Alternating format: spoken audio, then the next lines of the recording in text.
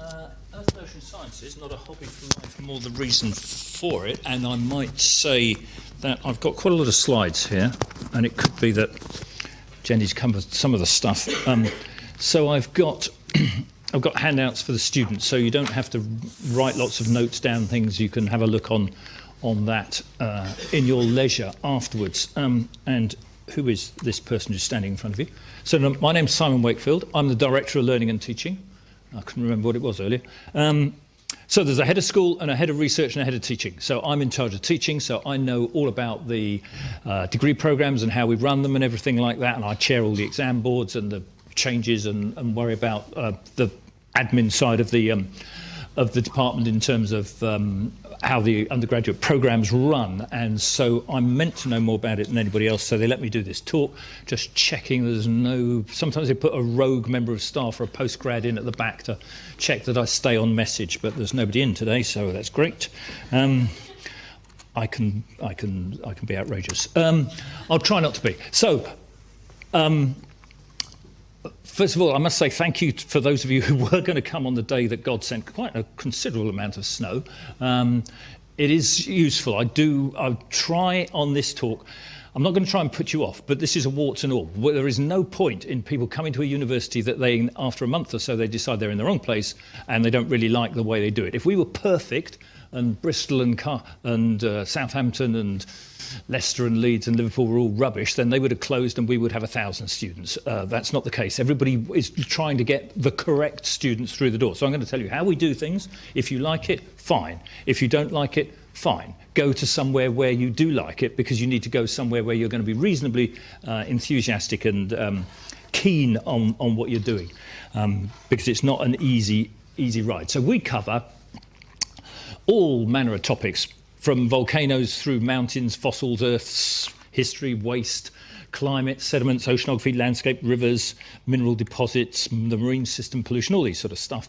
Even our own evolution, because unfortunately today, of course, we've lost Stephen Hawking as a really eminent scientist, and I would think that any youngster thinking of getting into science who might be struggling a bit at school would say, well, actually, if he can do it with his sort of disadvantages or supposed disadvantages, as he said, do something that you can do.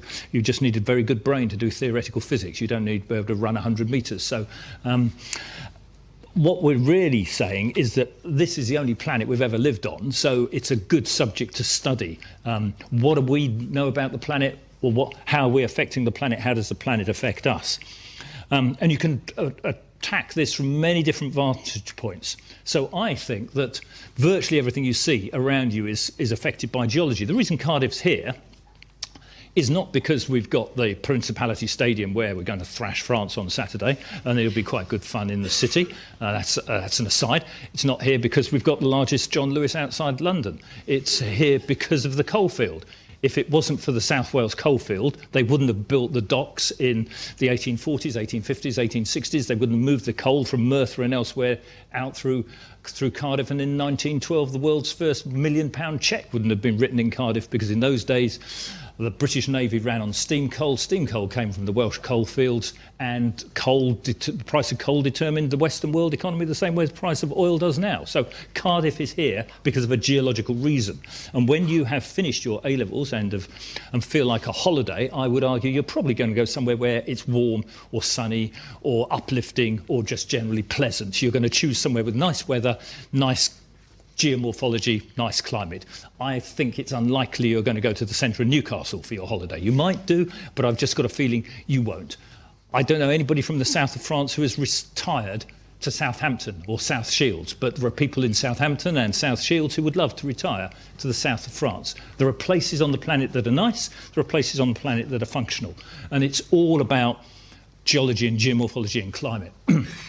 So I think once you've got your head round that, suddenly the world is a completely different place, and you can start looking at it in a new way. So we've got a whole range of professors in the school, cover a whole range of subjects. Not going to go through them in great detail, but there is somebody who was before Chris, who talked about the trees today, when plants colonize the land. What's the microbiology of deep seas like? How does the Earth's mantle go? How does it convect? How do you form volcanic rocks?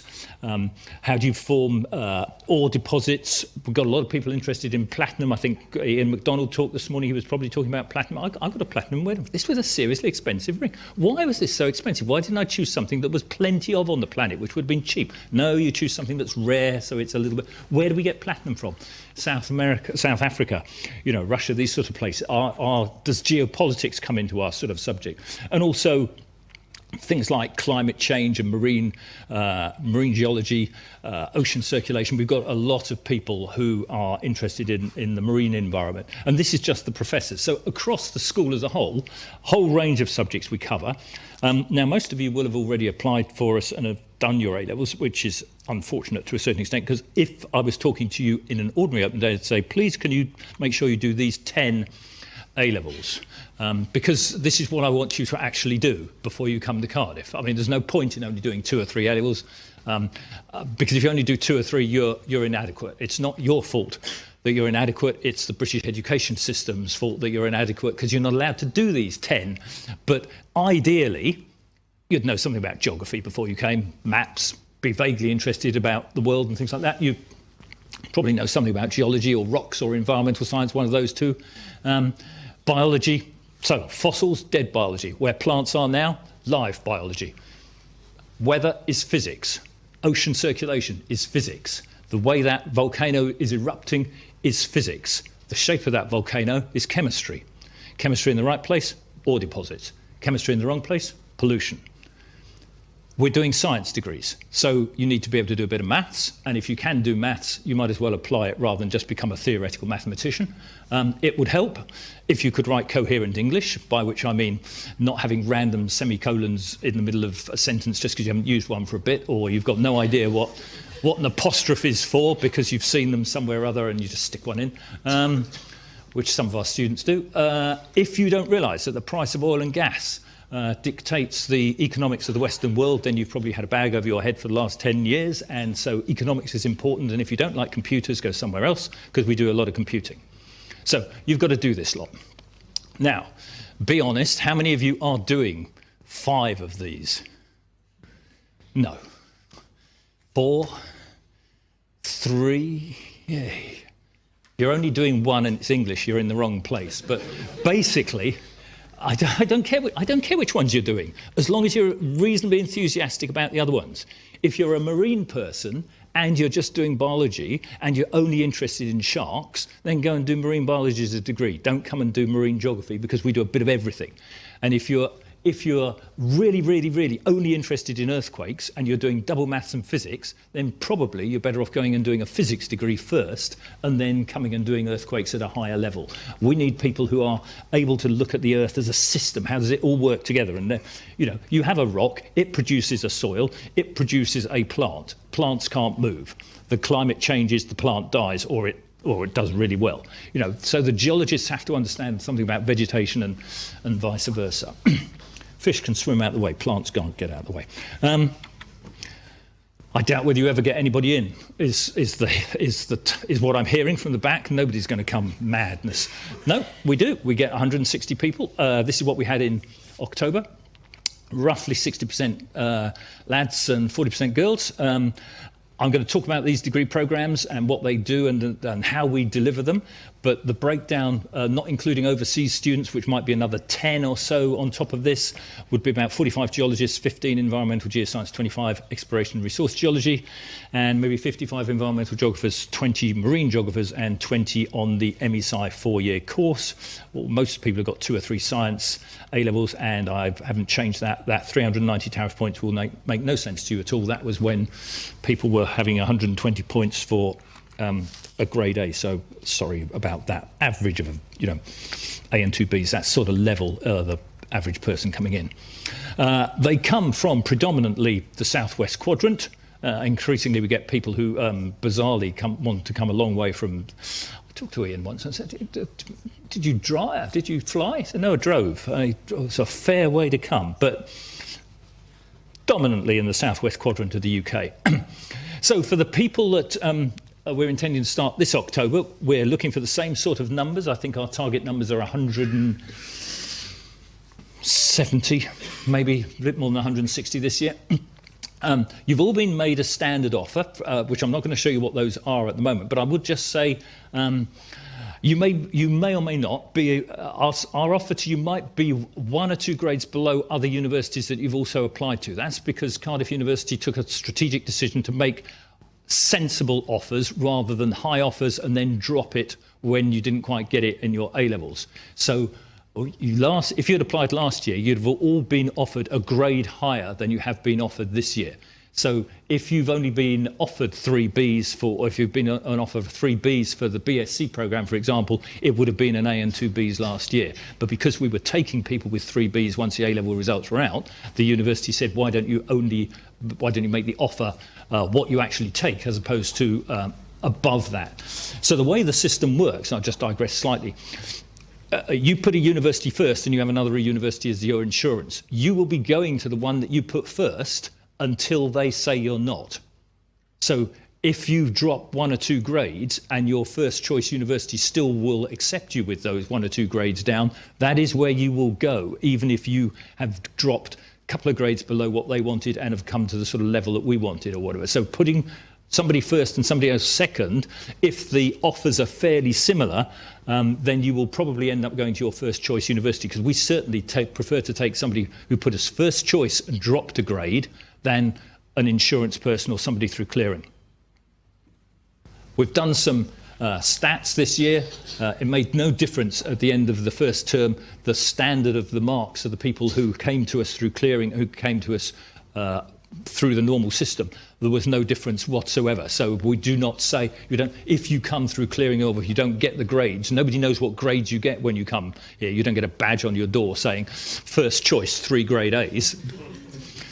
Blank piece of paper, you start again from scratch. So you can be sitting with somebody who came in the last person through clearing and you might have got 3 A stars or 4 A stars, and we're not going to know. Nobody knows what your A-level grades are. It's not recorded on the university system. So I'm going to run through briefly everything that we've got, and the reason for that, I'll give you the summary as to why I'm doing it, so you can think, why on earth is he telling me this? I want to do straight geology. I'm telling you about this lot is because the first term for the first year is the same for absolutely everybody, so if you change your mind once you're here, you can swap. So you might as well at least see what the sort of people who are going to be sitting in the lecture theatre with you are actually doing. So you can do, we've got 18 degree programs. There are these 3-year BSc degrees, so exploration and resource geology, which is the applied one, mineral and gas, oil, that sort of thing. The straightforward geology, how did the Alps form, plate tectonics, sedimentology, all types of rocks. Environmental geoscience is sort of pollution and water and engineering geology, environmental hazards, global change, that sort of topic. And then we've got a couple of geography degrees, environmental geography, which is really our physical geography degree, so geomorphology, rivers, landscapes, ecosystems, biogeochemistry, things like that, and marine geography for the coastal and bit of deep sea stuff actually going to the sea. Within the school, half the students are on the geography side and half are on the more geological geoscience side of things. I would point out to you that only one of these degrees has got the word science in, and that's environmental geoscience. 2 of these degrees have got the word environmental in. So you need to look at what you're actually going to do, because there's a difference between environmental geoscience and environmental geography.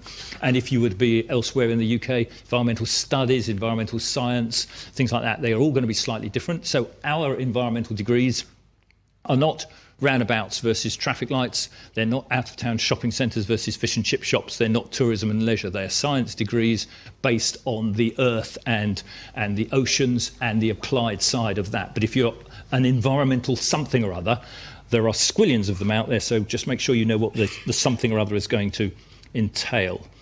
So there are those 3 what we would call pathways. You can do them with a placement year.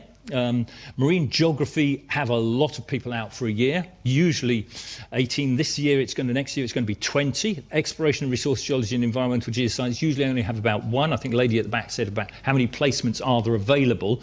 Depends whether you're talking about 3-month one in the summer or a whole year. So yes, we run sandwich years for the for these degree programs. It's subject to availability. If you want to go and work in a quarry in Norfolk and there isn't a quarry in Norfolk that wants you, there's not much we can do about it, but we will try and find places. I would say the marine geographers are very good at finding year-long placements because they have a long history in this. The other two geoscience degrees find it harder, but there's usually one or two available. But the students often are less keen on being out for a year there than getting some experience in a summer between year 1 and 2, or between year 2 and 3.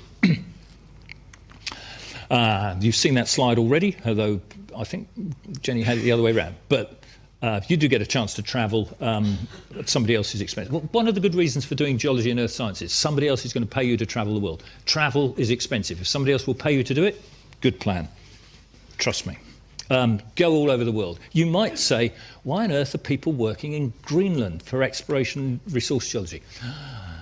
You may have heard there's something going on called global warming. That means the ice cap on Greenland is shrinking. That means there is rock exposed. That means the geologists are interested in what is in that rock, because they could go mining in Greenland because nobody lives there because of the ice cap. Therefore, there's nobody to complain about the pollution and the general mayhem they're going to cause. So they are out there looking very hard at nickel deposits and other rock types that are very similar to Canada. And there's a lot of mining in Canada. So Greenland is where some of our students go over the summer.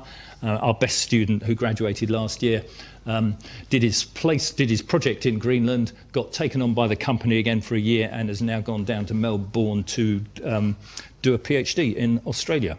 So, but you can see, relatively strange places. South America, South Africa, Australia. Some of our exploration students go all over the planet.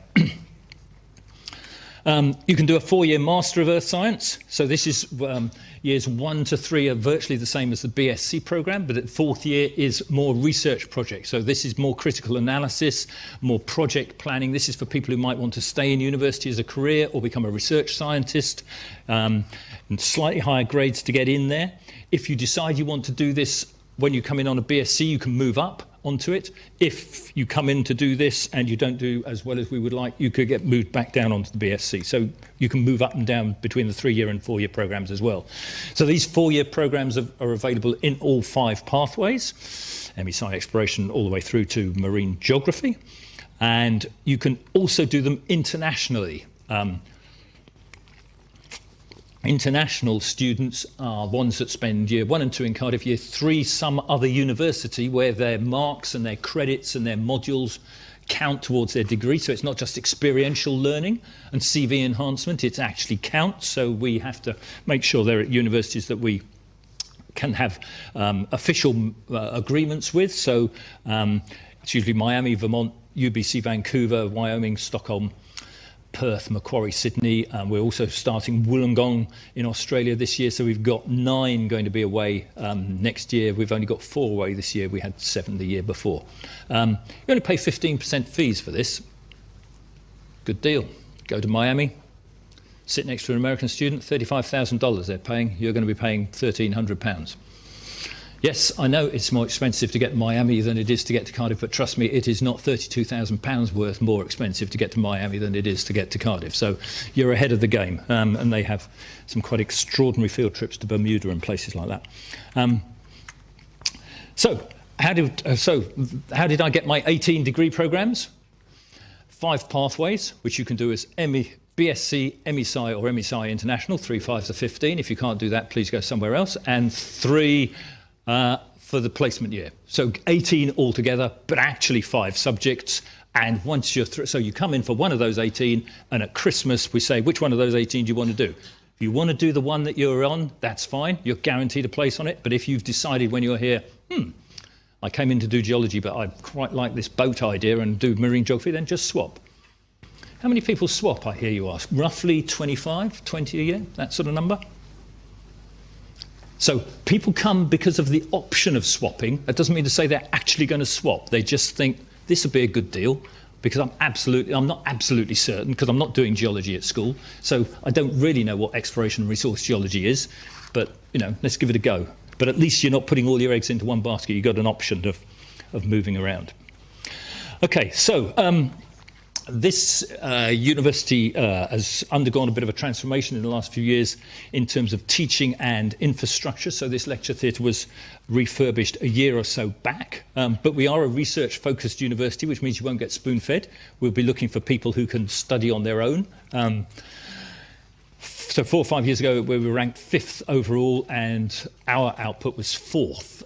But we have an annual, in the UK, we have an annual 5-yearly review. So we've just had a periodic review, which means the university's checked everything that we do and how we do it, and we've had external people consider it. So our first years at the moment are doing what we call a new first year, and they will be starting the new second year in October. So you would be coming into the second, if you start in October, you would be coming into the second year of the new first year. So what I'm going to show you is what we're doing at the moment and what we're intending to do in the future. It's not necessarily what people have done in the past. So you've got the hand up. No, you've got a flight to catch or something. You're going somewhere exciting, or more exciting than here, if that's possible. I don't know. I just work here. So as well as that, that reason we did that review, and we need to embed new staff. So we've taken on, in the last couple of years, some dozen or so new staff, and that's so we've lost 3 staff, but if you take 3 off that number, there's probably about 7 or 8 there are new people. So that's an enhancement of the staff portfolio, which means the number of students per staff, the student number hasn't gone up. It's improved the student-staff ratio. It's given us more optionality and more variety in what we're doing. So these staff are slowly being embedded in the teaching programs. I'm not going to run through them all, because we haven't got time to do that. But just take it from me, there's a whole range of people, some Brits, some overseas, some male, some female, some very good, some surprised we took them. No, that's not true. They're all very good. They're good guys. To be fair, I'm going to digress now slightly. These are all the people that are on strike at the moment because they've just started their careers, and they are far more pissed off about their pensions than people like me whose pension is guaranteed and in the bank. So I'm all right, and they've got absolutely nothing in the bank whatsoever. So we're having fun at the moment. Anyway, onwards. You realise why they sometimes put a staff member in to check what I'm saying. Points to consider. Common, broad, first semester, so you don't require A-level geology. You can change degree programme once you're in the school. So you don't choose. So what am I trying to say here? If you've put us down for both, say, geology and environmental geoscience, don't put one first and the other second. That's a waste of a choice. Just run with one of us as a choice. Don't put. We had somebody had applied to 5 of our degree programmes of different varieties. Their entire UCAS form was just us. And we thought, no, you don't understand how it works. You don't need to do that because you're going to get exactly the same offer for all of them.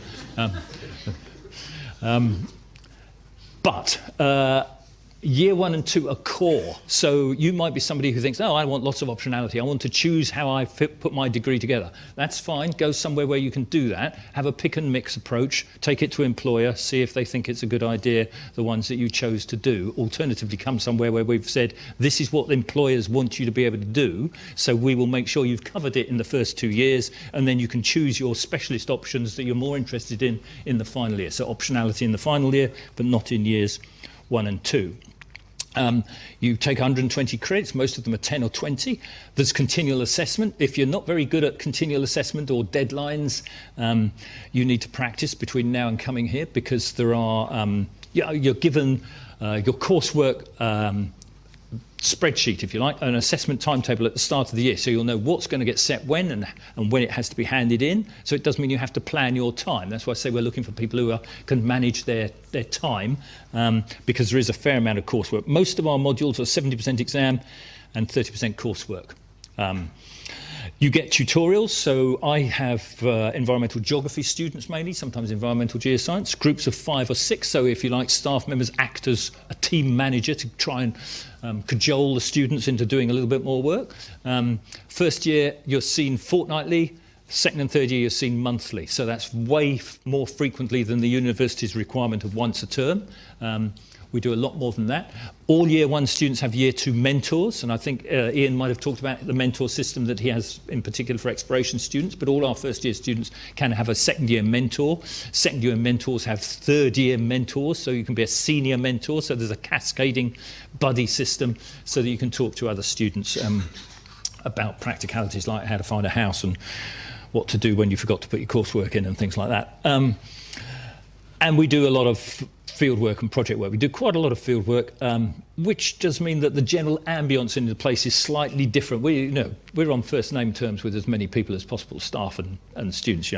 I respond to being called Simon. I don't respond to being called Sir or Dr. Wakefield or anything tedious like that. So, whereas in some university departments, maybe there's a little bit more of an us and them approach. There can't be when you're halfway up a mountain and it's snowing and you want to go home. There tends to be a democratic system. When people start walking off the mountain, we leave.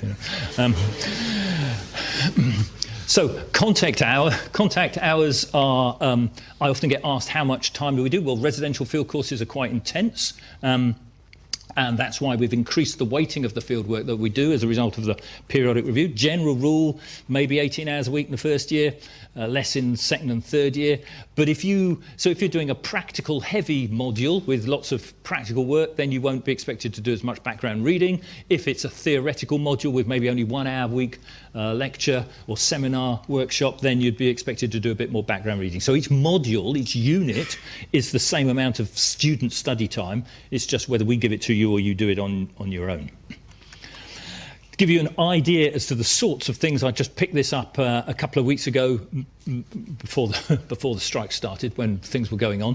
Year one geology was, they were having 7 hours of lecture, 8 hours of practical classes and a day's field trip.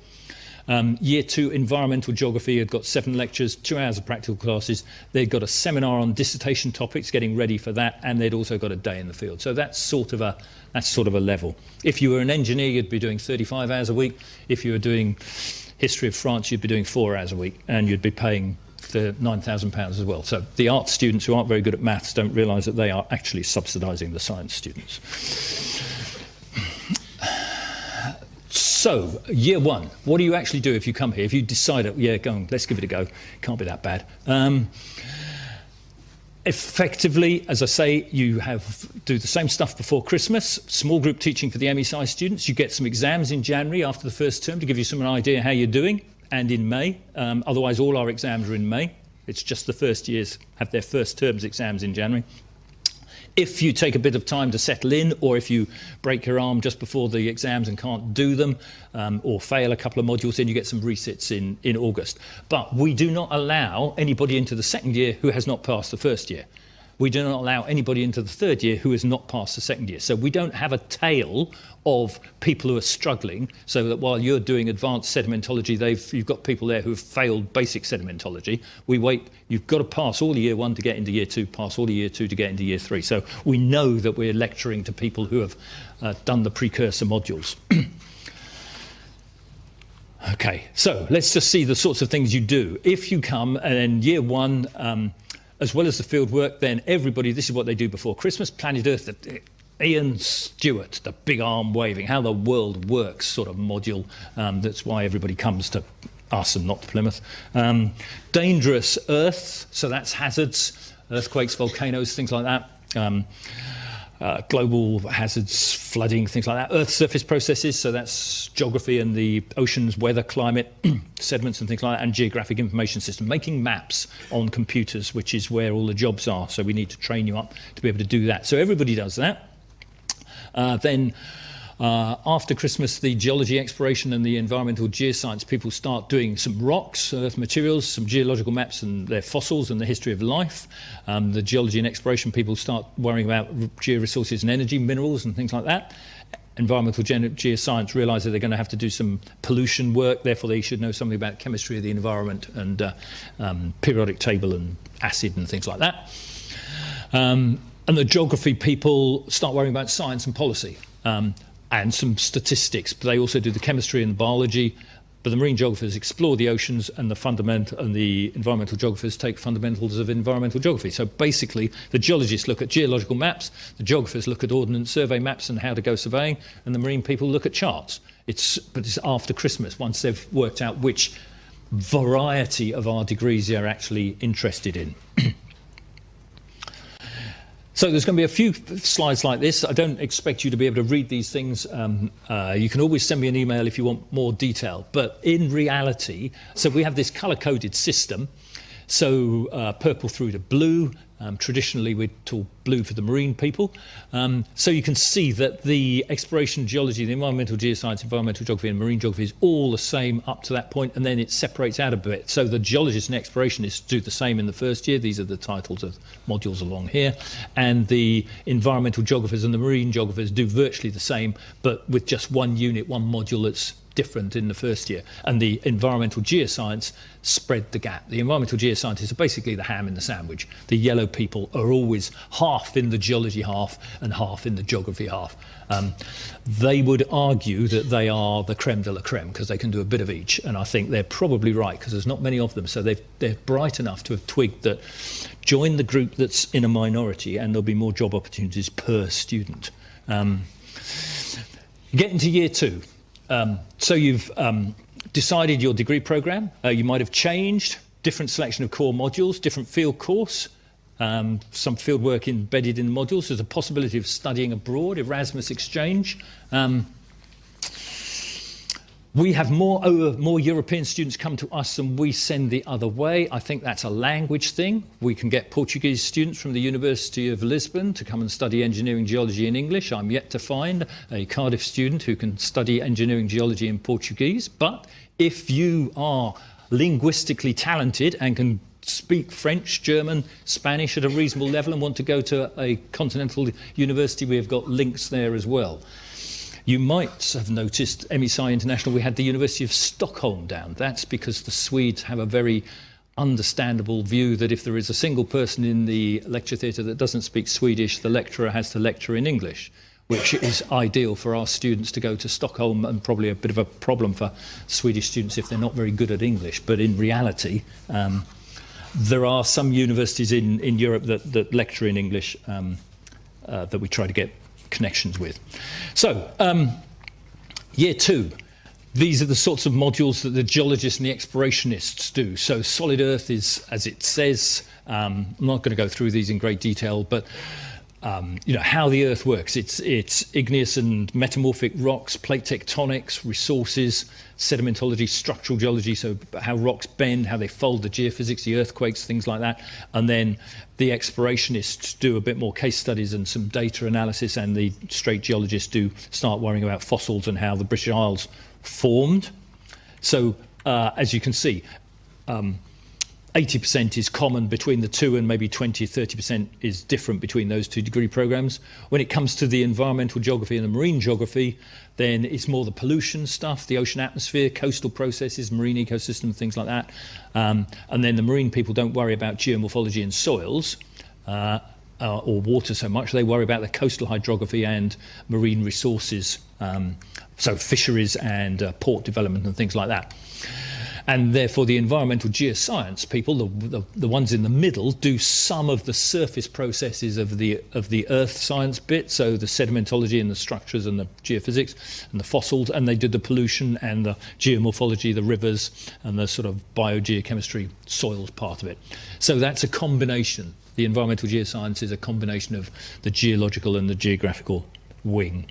And on the colour-coded chart, it spreads like that. You can see that the geology and the exploration and resource geology is pretty similar. Environmental geoscience spreads across with the environmental geographers, just doing those pollution and soils and similar sort of field work. And then the marine ones have specialist subjects down there that they relate to. Okay, so the MESci students, these people who are here for the 4 years who are learning how to do research, in year one it's a very much laid hands-off approach, no extra credits as such, just some general workshops about how research is carried out. And in the second year you learn how to conduct a review of what's already known, because you shouldn't start a research project without knowing what is known about that topic. So it's all about the literature skills of going into the library and finding out what we already know before we start, so you don't reinvent the wheel, so to speak. So scientific methodology, how does science actually work? If you get into year three, when you get into year three, there are some compulsory modules and there's a bit of optionality. There's a lot of project work and self-study, and Jenny was talking quite extensively about the types of mapping projects and that people do, so I won't go through that. But we don't specify, so we don't say you will go mapping in the Isle of Skye and you will do a soils and plants project in the southwest of France. You put in your project what you want to do, which member of staff you want to work with, and we make sure that we can pair up for safety, and with any luck you will get your first choice. So we try and spread the load amongst the staff, and therefore the timetable in the third year is probably a little bit more compressed. So if you think of the morning as a session and the afternoon as a session, in a week of 10 sessions you would probably have about 3 or 4 sessions completely clear. So there's a couple of days a week where you're not needed to be in here, so you can be working on your individual project, which has to be submitted January of your final year. So the first term is a bit project heavy. Your degree, if you are on the BSc, is calculated from 30% year 2 and 70% year 3.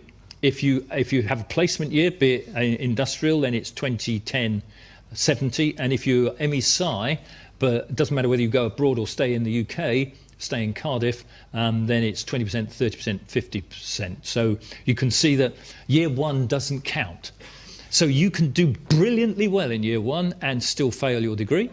You can just about pass year 1 and still get a screamingly good first. In other words, more than 70%. So year 1 enables you to settle down. We don't advise you to take your foot off the gas. If you've been doing well at school and got good grades, we would like you to keep going. But it does mean that if you take a bit of time to settle down away from home, getting going and things like that, you just have to pass year 1. But obviously, if you want to transfer onto the higher quality ME-Sci course or be top of the pile when we're handing out placements and things like that, then you want to do as well as possible in year 1, because that's all we've got to go on.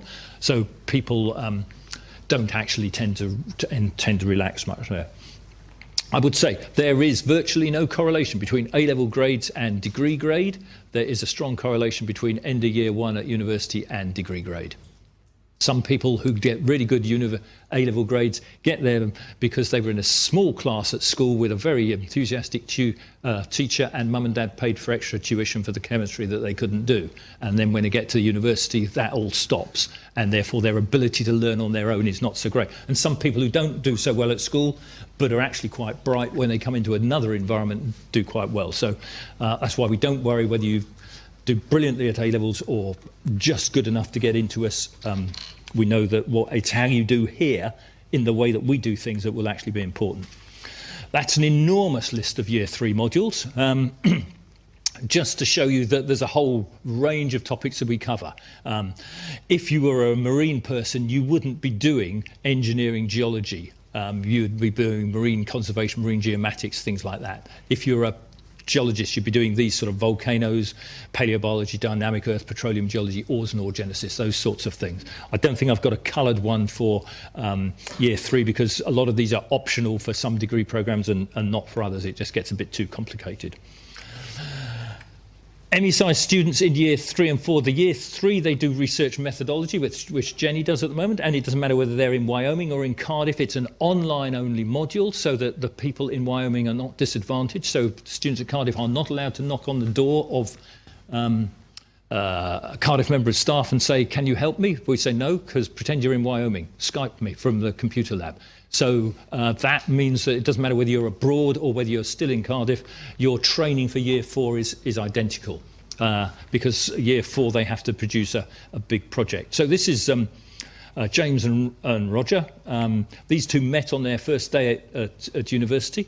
Roger went to Vancouver, James stayed in Cardiff. At the end of the 4 years, they were 0.1% apart at the top of the class, so rather than tell one of them that they had finally beaten their best mate over the 4 years in the degree programme, we thought we'd better let them share the top student prize for the year, because they had been nip and tuck all the way through, and probably will be each other's best mans and sending Christmas cards in 20 years' time if such things still exist. So the ME-Sci students in year 4, that's why we do the research training, because they have to do 70 out of 120 credits as a big project, working with a research group in the department, and then as well as the field course, our change to the programme has stopped having little optional modules in year 4, which we did have with maybe 1 or 2 people on. What we've constructed is 2 overarching modules, so building planet Earth and polar science and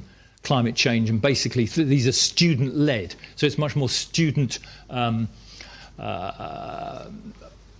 focused, if you like, within a overarching title or overarching topic, rather than having a lot of mini modules which only have 2 or 3 people on. So you get a chance to specialise on what you're interested in within that general subject area.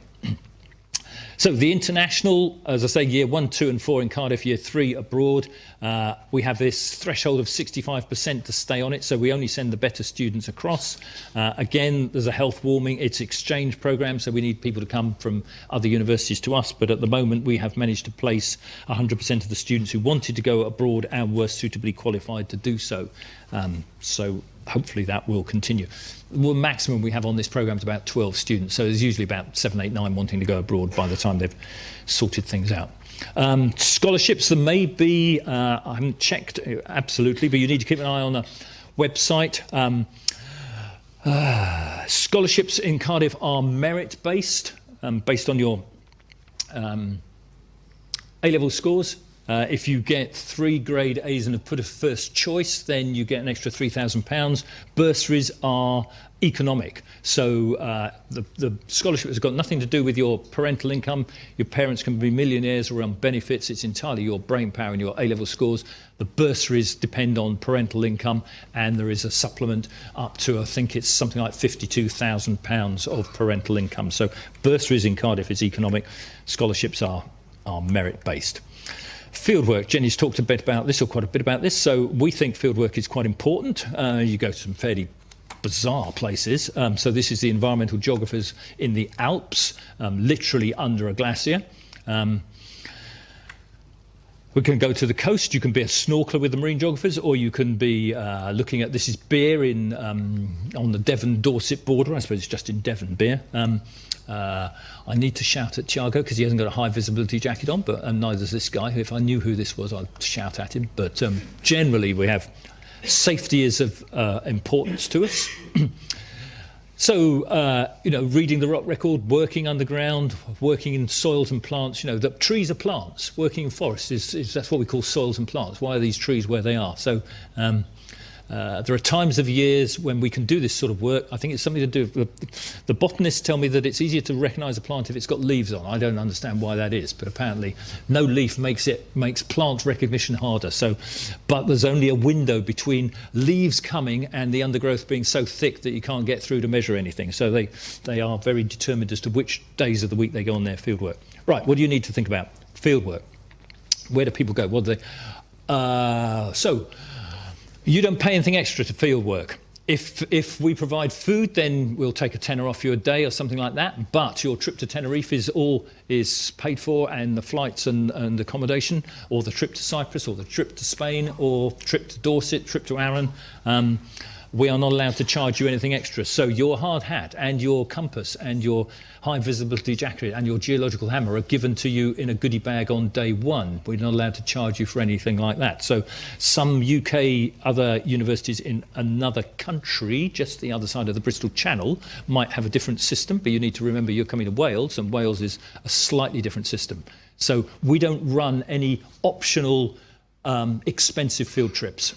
That we run if you like, a left-of-centre approach. Everybody goes on the same field trips because they're paid for by the department from the fee income. So if you wanted to go on an exotic field trip and pay £3,000 to go to the Rockies, don't come to us, because we don't run a £3,000 trip to the Rockies, which some universities will do.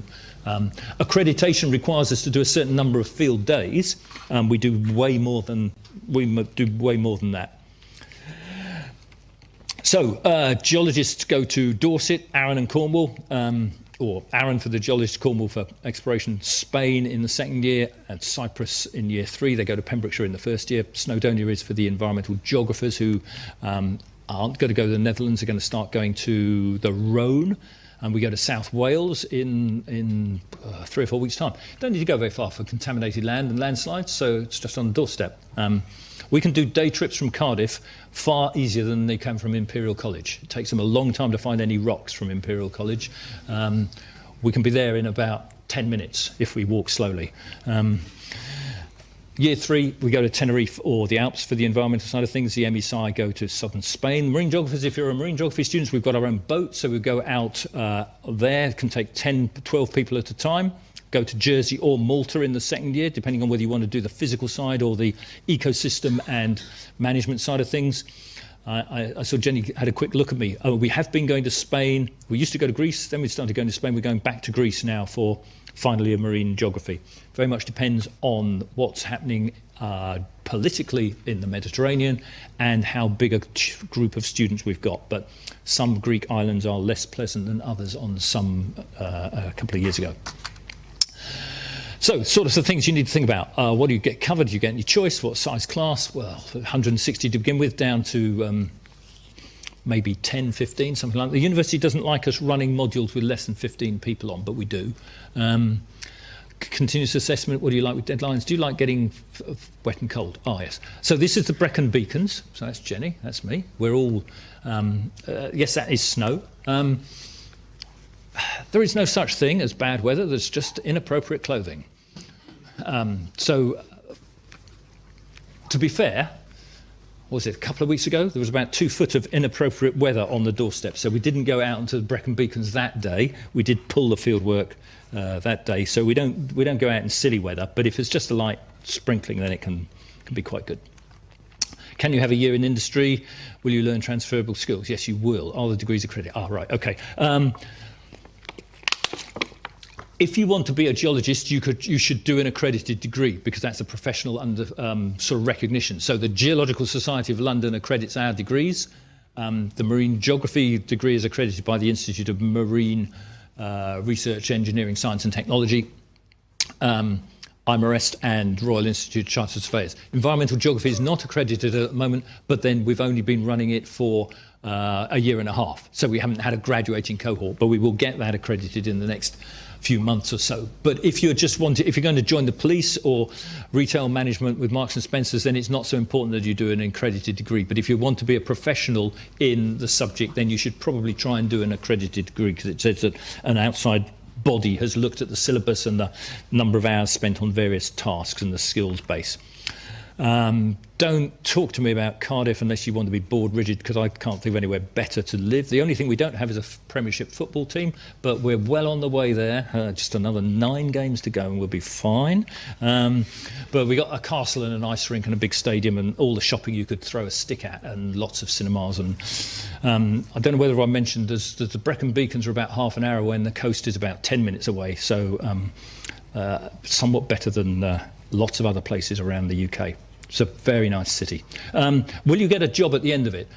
You will get a job at the end of it if you enjoy your degree and you do well and you get a good quality degree. 75% of our students get firsts or 2-1s. If you just come here and do very little, you won't be employable. Paying a subscription to go to a gym will not make you fit. You have to go through the door and bounce up and down and run and move weights and things like that. Just paying the money doesn't do it. So just paying 9k to come to a British university won't guarantee you a good paid job at the end of the day. You need to put some effort in to get a good degree and then you will be probably okay. But it doesn't matter that these are a few years out of date now, it's always much the same. Maybe a quarter of our students go on to do yet another degree, a further year's training or 3 years training after they've done their degree. So we get reasonable positive outcomes. Our data for employment is a lot better 6, 9, 12 months after they leave than immediately after. A lot of our students go travelling after they finish, therefore they appear to be unemployed, whereas they're actually walking around Thailand or Peru or something, or just recovering from 3 years of hard graft. So salaries, these sorts of data are all available. They're all collected nationally. You can look on websites. We'll give you those sorts of figures. They're not huge starting salaries. You're not going to be earning £50,000 on day one because you're not going to work for BP until you've got a PhD or you've got a lot of experience. So you're going to be working for consultancies, companies, but they do take people. If you need if you need further training, you would need an MSc in water or geochemistry or risk or sustainability, climate change, things like that. That's a 1 year, so that's what we call 3+1. You do your 3-year degree and then +1 is somewhere else. Or here we do one in applied environmental geology, which is contaminated land, rock mechanics, soil mechanics, things like that. That has about 100% employment record because they all have industrial experience as part of their degree program. So that's what a lot of people do. Quick 3 pen picks. I don't think I'm going to try to show you the video because it's not got sound, but there are jobs out there that you wouldn't have thought there were jobs. I mean, you would not have thought when you were 12 that actually studying the lemon shark population in the Bahamas was actually something that you could get paid to do, but you can. There are these sorts of jobs out there. You can go to Australia and dig up coal. Why would you want to do that? Because if the Western world buys stuff, it buys it from China. If China makes it, it needs the resources, so they take Australian coal and Australian iron ore and they make stuff. So if we don't buy stuff, China doesn't make it and they don't dig holes in Australia. It's as simple as that. So there is a circular economy. So when the West is booming, Australia is mining. When the West isn't booming, Australia's stopped mining. So your employment likelihood goes up and down depending on what the economy's like. Adam went to Australia for mining, and this is my last one, I think, or my penultimate one. So Hannah did a placement year with the Environment Agency and then joined BAM Construct, which are a Dutch sustainable construction company who basically said, you understand how the earth works as a system, come and tell us how our building site should work as a system so that we don't waste bricks, we don't waste cement, we don't waste sand, we don't waste wood, we recycle as much as we can. Anything spare, we build community barbecues in the local park, etc., etc. Let's be efficient, let's be engaged with the community. And she says, you would never expect an environmental geoscientist to do that sort of job. So she's not got an engineering background, she's got if you like, logistics. How does it all fit together? How can we be efficient and sustainable? So I think it's a pretty good subject. It's kept me gainfully employed for 40 years. There are a lot of transferable skills that you can impart somewhere else if you decide you don't like the subject, but working in a group or writing reports is important. Fieldwork is great experience, and it would help if we had some keenly enthusiastic scientists to try and sort out the fact that there seem to be a lot of people on this planet, climate change is going on, the people that write about it in the Daily Mail are probably media studies students who really don't know what they're talking about. And so it would help to have a few scientists involved out there in the communication of science to the wider world. That's me done, I think. I was going to show you, but I won't because if the sound's not working. Just to put into context, you might have, when you're in the car park, when you look through there and you think there's a lot of demolition and things going on, there is it'll just run. There is a Centre for Student Life that is being built there. So that Centre for Student Life is a £50 million project. You are going to do this, aren't you? Yeah, you are going to do this.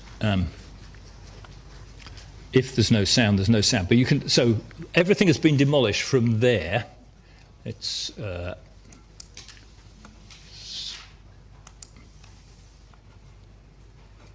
so we are currently. Yeah, no. If the sound isn't up, the sound isn't working. So no. She's just saying, "Oh, look, we're building a Centre for Student Life. It's in the middle of the campus. It's going to be huge." So we are here at the moment. There's no point in me pointing there, is there? So yeah, everything has been demolished from there onwards. So we are currently in this building here, and it's going to have all the so those are the gates that you've just gone through, and that's the main road that you're going to get run over on if you're not careful when you come out of here. So yeah, you might get the general idea. So that's the courtyard. We're going to go across in the middle. So it's this whole area. That house was knocked down on Saturday. It's quite impressive. There was a man with a very large crane. He took the roof off the house the way I eat bananas. He just sort of peeled it off. It was very impressive. So in front of the Students' Union is going to be the Centre for Student Life. It's going to have a 550-seat lecture theatre, lots of small study rooms, and everything that students need to go to, like student support, paying fees, exams, dyslexia centre, well-being, health, careers, employability, training suites and things like that. So it's all going to be in one big mega building opposite where Earth and Ocean Sciences is. So if we're not the centre of the universe now, in October 2020, when it opens, we will certainly be the centre of the universe because all the students in the campus will be going there. So I'll just let this play, and then Jenny can come in and shout at me for overrunning, and we'll work out the next thing we're doing. I'm done, but it's silent, but you can come in. They're just looking at computer images of something or other.